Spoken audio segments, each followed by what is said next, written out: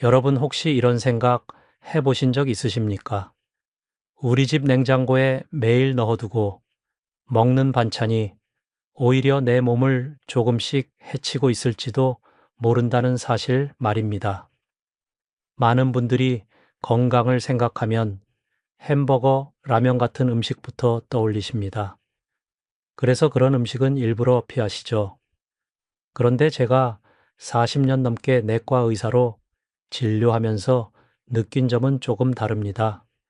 진짜 문제는 우리가 안심하고 매일 먹는 집밥에 숨어 있는 경우가 많습니다. 예를 들어 보겠습니다. 냉장고에 넣어두고 이틀, 사흘 동안 꺼내 먹는 반찬 한 통. 보기에는 깔끔하고 정성스럽게 만든 음식입니다. 그래서 더 믿고 드시게 됩니다. 하지만 그 안에서 어떤 변화가 일어나는지 우리는 잘 모른 채 지나가고 있습니다. 저는 수십 년 동안 환자분들을 만나면서 비슷한 이야기를 반복해서 듣게 되었습니다. 나는 건강하게 먹었는데 왜 이런 병이 생겼을까 하는 질문입니다. 그때마다 저는 식탁 위를 다시 한번 돌아보시라고 말씀드립니다. 바로 거기에 답이 있는 경우가 많기 때문입니다. 만약 여러분이 중년 이후 건강을 진심으로 지키고 싶으시다면 지금 이 영상이 큰 도움이 될 것입니다. 채널 구독을 눌러주시면 앞으로도 꼭 필요한 건강 정보를 계속 받아보실 수 있습니다. 그리고 이 내용이 조금이라도 도움이 된다고 느끼신다면 좋아요를 눌러주세요. 여러분의 반응이 저에게 큰 힘이 됩니다. 많은 분들이 암이나 만성질환의 원인을 생각하실 때 가장 먼저 떠올리는 것이 있습니다. 바로 햄버거, 라면 같은 인스턴트 음식입니다. 기름지고 자극적인 음식이 몸에 안 좋다는 것은 이미 잘 알고 계시기 때문입니다. 그래서 특히 중년 이후에는 그런 음식들을 일부러 줄이거나 피하려고 노력하십니다. 실제로 진료실에서도 환자분들께서 나는 패스트푸드는 거의 먹지 않는다고 말씀하시는 경우가 많습니다. 여기까지는 아주 좋은 습관입니다. 그런데 제가 오랜 시간 환자분들의 식습관을 자세히 살펴보면서 느낀 점은 조금 다릅니다. 우리가 조심하고 있는 그 음식들보다 오히려 전혀 의심하지 않는 음식들이 더 큰 문제를 만들고 있는 경우가 많습니다. 우리는 집에서 만든 음식은 무조건 안전하다고 생각합니다. 정성껏 만들었고 재료도 직접 골랐기 때문에 더 믿게 됩니다. 특히 한번 만들어서 냉장고에 넣어두고 며칠 동안 나누어 드시는 반찬들, 이런 식습관이 매우 흔합니다. 문제는 바로 이 지점입니다. 익숙하고 편하고 안전하다고 믿는 그 음식들이 매일 반복되면서 몸에 영향을 주고 있다는 사실입니다. 눈에 보이지 않기 때문에 더 쉽게 지나치게 됩니다. 결국 위험은 우리가 이미 알고 있는 나쁜 음식에만 있는 것이 아닙니다. 오히려 우리가 아무 의심 없이 먹고 있는 일상적인 음식 속에 숨어 있는 경우가 많습니다. 그래서 오늘은 그 부분을 꼭 짚고 넘어가려고 합니다. 이제 첫 번째로 꼭 말씀드리고 싶은 음식 종류가 있습니다.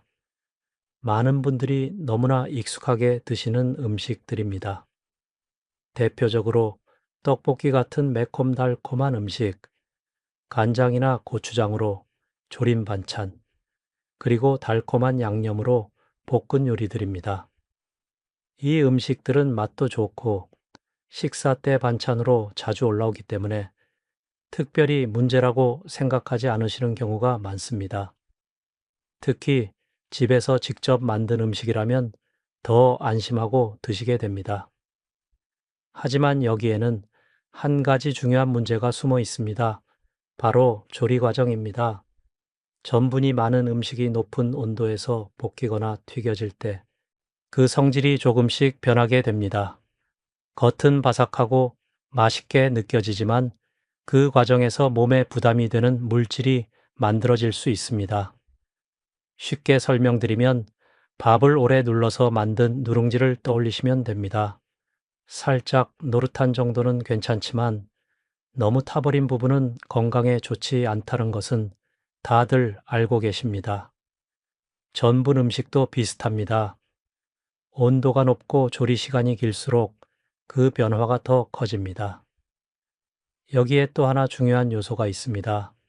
바로 설탕과 무력 같은 단맛입니다. 이런 양념이 많이 들어가면 음식이 더 맛있어지지만 동시에 혈당을 빠르게 올리는 원인이 됩니다. 혈당이 갑자기 올라간다는 것은 어떤 의미일까요? 평소에는 잔잔하던 강물이 갑자기 폭우로 인해 넘쳐 흐르는 상황과 비슷합니다. 순식간에 수치가 올라가고 다시 급하게 떨어지게 됩니다. 이 과정이 반복되면 몸은 쉽게 피로를 느끼게 됩니다. 식사 후에 졸리거나 기운이 빠지는 경험을 하신 적 있으실 겁니다. 단순한 피로로 느껴질 수 있지만 몸 안에서는 더 중요한 변화가 일어나고 있습니다. 바로 눈에 보이지 않는 염증이 서서히 쌓이기 시작하는 것입니다. 이런 상태가 오래 지속되면 세포 환경이 점점 나빠지게 됩니다. 겉으로는 큰 증상이 없어도 내부에서는 변화가 진행되고 있는 것입니다. 결국 이런 환경은 우리 몸에 좋은 환경이 아니라는 점이 중요합니다. 특히 좋지 않은 세포들이 자라기에는 매우 편한 조건이 만들어집니다. 그래서 이런 음식들을 완전히 끊으라는 것이 아니라 자주 반복되는 습관은 꼭 한번 돌아보셔야 합니다. 두 번째로 말씀드리고 싶은 음식은 많은 분들이 좋아하시는 고기, 반찬입니다. 특히 달콤한 양념으로 볶거나 조린 음식들입니다.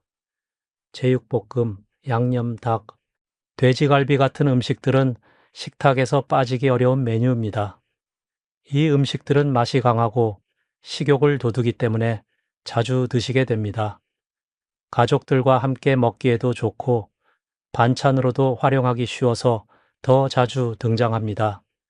그래서 건강에 큰 문제가 없을 것이라고 생각하시기 쉽습니다. 하지만 이 음식들의 조리 과정을 한번 천천히 떠올려 보시기 바랍니다.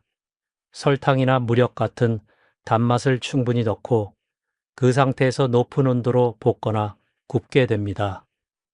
바로 이 과정에서 몸에 부담이 되는 변화가 일어나게 됩니다. 쉽게 이해하시도록 예를 하나 들어보겠습니다. 프라이팬에 설탕을 넣고 가열하면 어떻게 될까요? 처음에는 녹다가 점점 갈색으로 변하고 나중에는 검게 타면서 바닥에 끈적하게 붙습니다. 이와 비슷한 현상이 우리 몸 안에서도 일어날 수 있습니다. 이렇게 만들어진 물질은 세포에 부담을 주고 시간이 지나면서 세포를 빠르게 늙게 만드는 원인이 됩니다. 겉으로는 잘 느껴지지 않지만 몸 안에서는 노화가 조금씩 앞당겨지고 있는 것입니다. 여기서 중요한 점은 단순히 고기를 먹는 것이 문제가 아니라는 것입니다. 단맛이 강한 양념과 높은 온도가 함께 작용할 때 문제가 커집니다. 특히 단맛이 많을수록 몸 안의 환경은 더 불리하게 변하게 됩니다. 우리 몸에는 다양한 세포가 있지만 좋지 않은 세포일수록 단맛이 많은 환경을 더 좋아하는 경향이 있습니다. 그래서 이런 식습관이 반복되면 원하지 않는 방향으로 몸의 균형이 흐트러질 수 있습니다. 그렇다고 해서 이런 음식을 완전히 끊으실 필요는 없습니다. 중요한 것은 빈도입니다. 가끔 한번 즐기는 것은 큰 문제가 되지 않지만 매일 식탁에 오르는 기본 반찬이 된다면 반드시 한번 점검해 보셔야 합니다. 결국 건강을 지키는 핵심은 극단적인 제한이 아니라 일상의 반복을 어떻게 관리하느냐에 달려 있습니다. 작은 습관 하나가 오랜 시간 쌓이면 큰 차이를 만든다는 점을 꼭 기억하시기 바랍니다. 이제 세 번째 이야기를 드리겠습니다. 이 부분은 제 환자분들께서 가장 놀라워하시는 내용입니다. 많은 분들이 건강을 위해 일부러 챙겨 드시는 음식이기 때문에 더 그렇습니다. 바로 견과류입니다. 아몬드, 땅콩, 호두 같은 음식들입니다.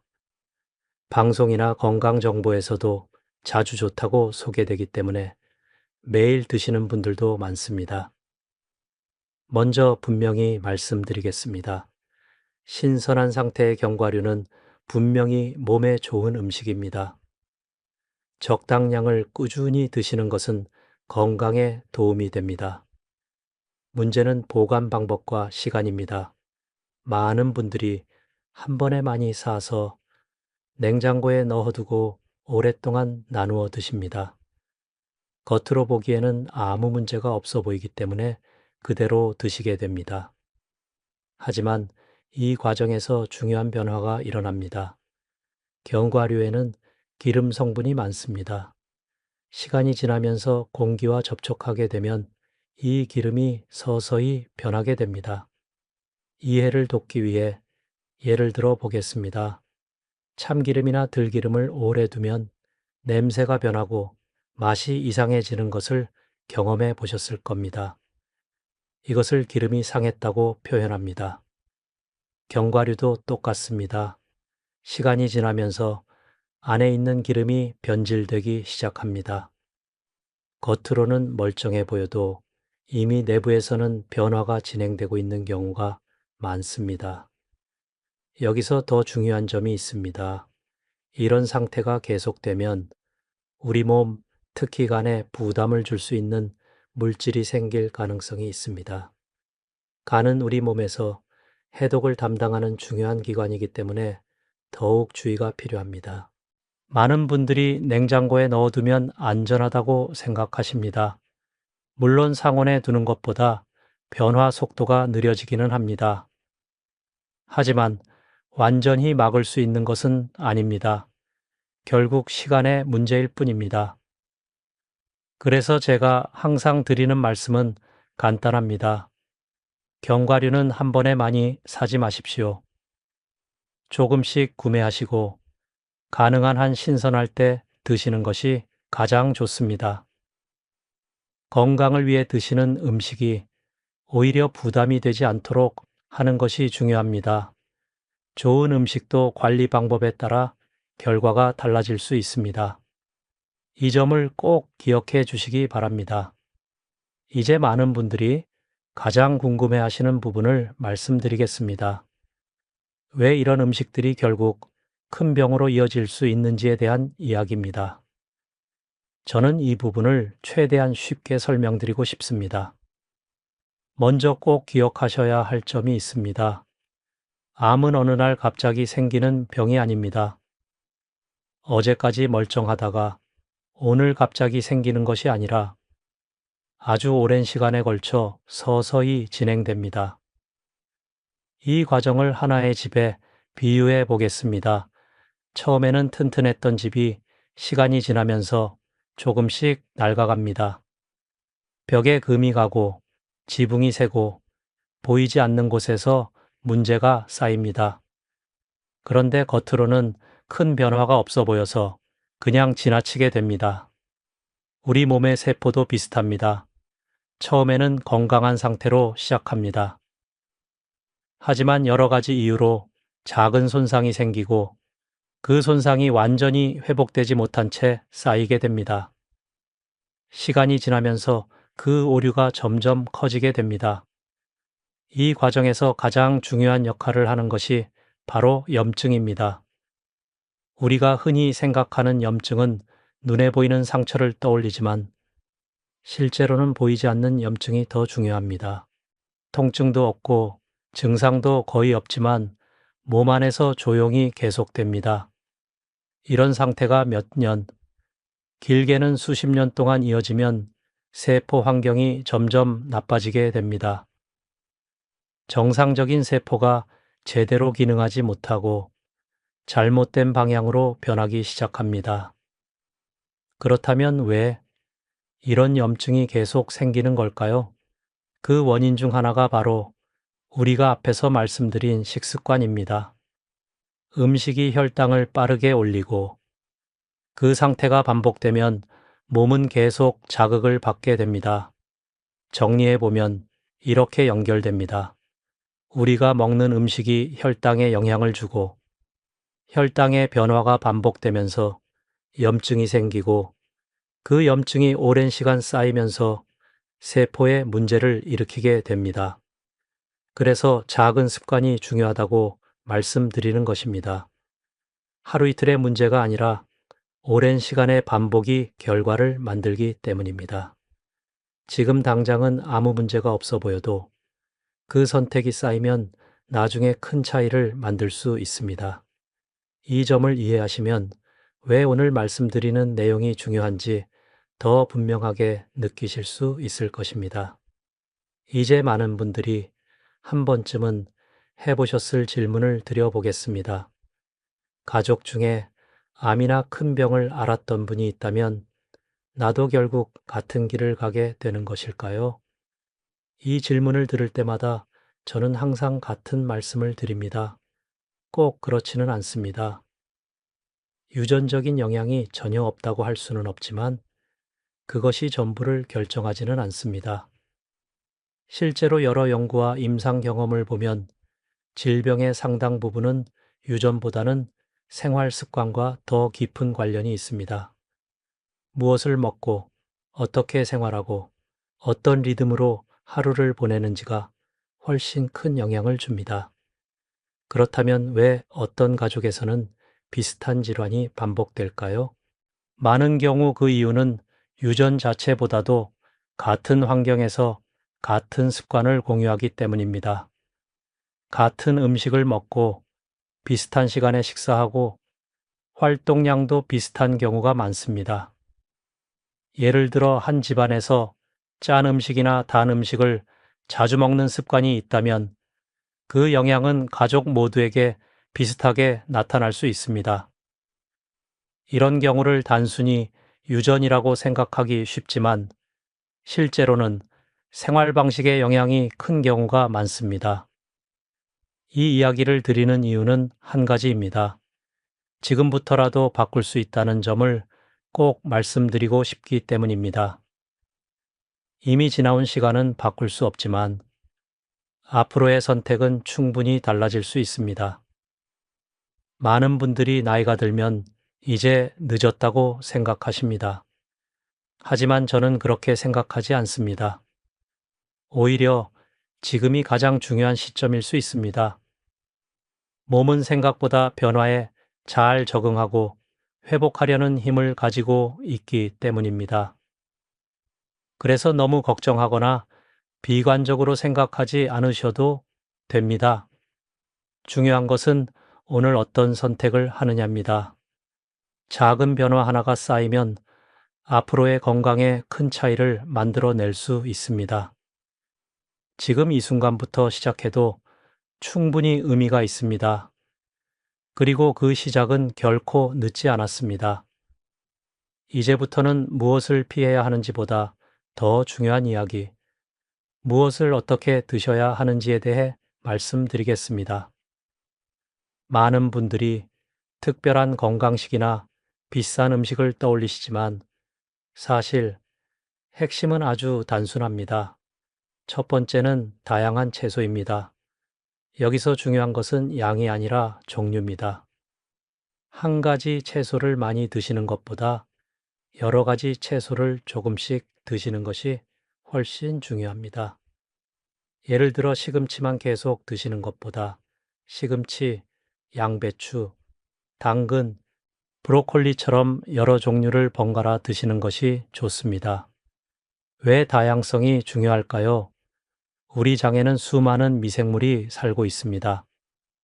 이 미생물들은 각각 좋아하는 먹이가 다르기 때문에 다양한 채소를 먹어야 균형이 맞춰집니다. 다양한 채소를 꾸준히 드시면 장 환경이 좋아지고 자연스럽게 면역력도 함께 올라가게 됩니다. 또 한 가지 기억하실 점은 채소를 꼭 어렵게 준비하실 필요는 없다는 것입니다.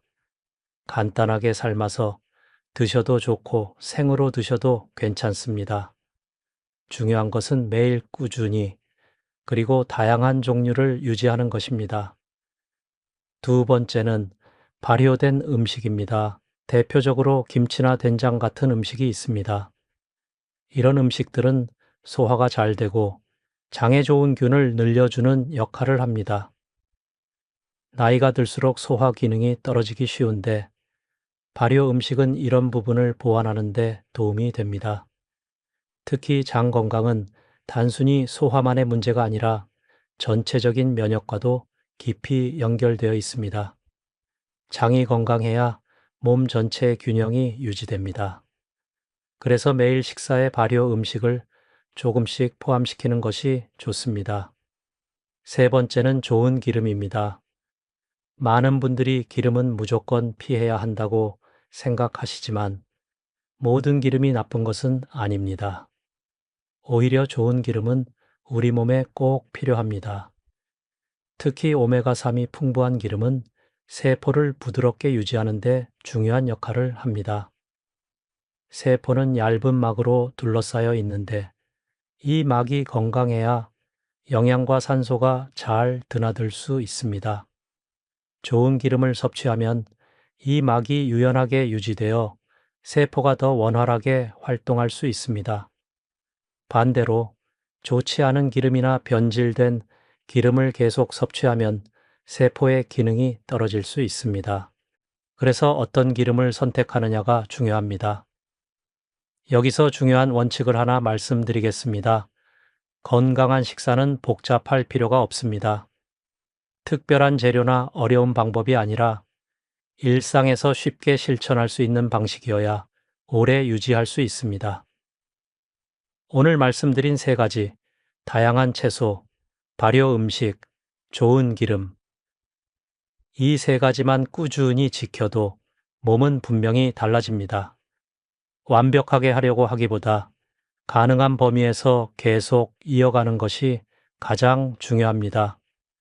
이제부터는 무엇을 먹느냐만큼이나 중요한 어떻게 먹느냐에 대해 말씀드리겠습니다. 저는 수십 년 동안 환자분들을 진료하면서 이 부분을 가장 많이 강조해 왔습니다. 실제로 작은 습관 하나가 몸의 변화를 크게 만들 수 있습니다.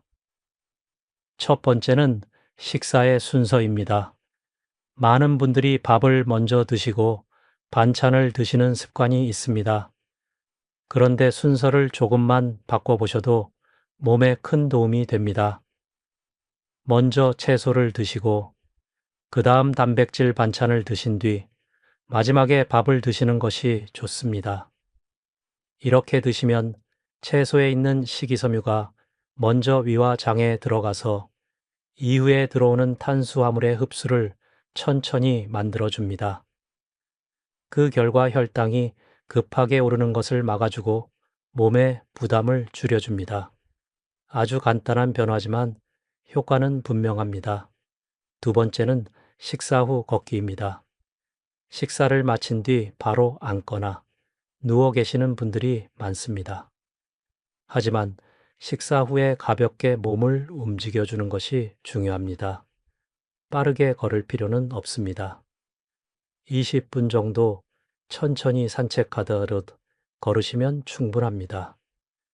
이렇게 하면 혈액 속의 당기 근육으로 더 잘 흡수됩니다. 몸이 자연스럽게 에너지를 사용하게 되고 식후 불편감도 줄어듭니다. 특히 저녁 식사 후 가벼운 걷기는 수면의 질에도 도움이 됩니다. 세 번째는 야식을 피하는 것입니다. 밤 늦게 드시는 음식은 몸에 큰 부담을 줍니다. 우리가 쉬어야 하는 시간에 몸은 계속 일을 하게 됩니다. 특히 소화를 담당하는 기관들이 충분히 쉬지 못하게 됩니다. 가능하다면 저녁 식사는 잠자기 몇 시간 전에 마치시는 것이 좋습니다. 처음에는 습관을 바꾸는 것이 어렵게 느껴질 수 있지만 며칠만 지나면 몸이 훨씬 편안해지는 것을 느끼실 수 있습니다. 네 번째는 과식하지 않는 것입니다. 배가 가득 찰 때까지 드시는 것보다 약간 여유를 두고 식사를 마치는 것이 좋습니다. 몸이 편안하게 소화할 수 있는 상태를 유지하는 것이 중요합니다. 과식은 소화기관에 부담을 주고 장기적으로 건강에 좋지 않은 영향을 줄 수 있습니다. 다섯 번째는 식사 사이에 충분한 시간을 두는 것입니다. 계속해서 간식을 드시거나 끊임없이 무언가를 먹게 되면 몸이 쉴 시간이 없습니다. 우리 몸은 일정한 공복 시간이 있을 때 스스로를 정리하고 회복하는 기능이 작동합니다. 그래서 식사와 식사 사이에 적절한 간격을 두는 것이 중요합니다. 이것은 단순히 먹는 양의 문제가 아니라 몸 전체의 균형과도 연결되어 있습니다. 이 다섯 가지는 제가 환자분들께 항상 드리는 말씀입니다. 어렵거나 복잡한 내용이 아닙니다. 하지만 꾸준히 실천하신 분들과 그렇지 않은 분들의 차이는 시간이 지나면서 분명하게 나타납니다. 오늘부터 한 가지만이라도 실천해 보시기 바랍니다. 식사 순서를 바꾸는 것부터 시작하셔도 좋고, 식사 후 걷기를 실천하셔도 좋습니다. 작은 변화가 쌓이면 몸은 반드시 그에 반응합니다. 이제 많은 분들이 놓치기 쉬운 부분, 바로 스트레스와 몸이 보내는 신호에 대해 말씀드리겠습니다. 건강은 단순히 음식만으로 결정되지 않습니다. 마음의 상태도 매우 중요한 요소입니다. 스트레스를 받으면 우리 몸은 눈에 보이지 않게 변하기 시작합니다. 긴장이 지속되면 혈액의 흐름이 달라지고 몸의 여러 기관이 제 기능을 제대로 하지 못하게 됩니다. 처음에는 크게 느끼지 못하지만 시간이 지나면서 서서히 몸이 약해집니다. 예를 들어 계속 걱정이 많고 마음이 편하지 않은 상태가 이어지면 소화가 잘 되지 않거나 쉽게 피로해질 수 있습니다. 잠을 자도 개운하지 않고 아침에 일어나도 몸이 무겁게 느껴질 수 있습니다. 이런 변화는 단순한 피로가 아니라 몸이 보내는 신호일 수 있습니다. 특히 몇 가지 증상은 꼭 주의해서 보셔야 합니다. 이유 없이 소화가 계속 불편하다거나 식사량이 크게 줄지 않았는데 체중이 눈에 띄게 감소하는 경우가 있습니다. 또 특정 부위에 지속적으로 은은한 통증이 느껴지는 경우도 있습니다. 이런 증상들은 단순한 일시적인 문제가 아닐 수 있습니다. 몸이 내부에서 변화를 겪고 있다는 신호일 가능성이 있습니다.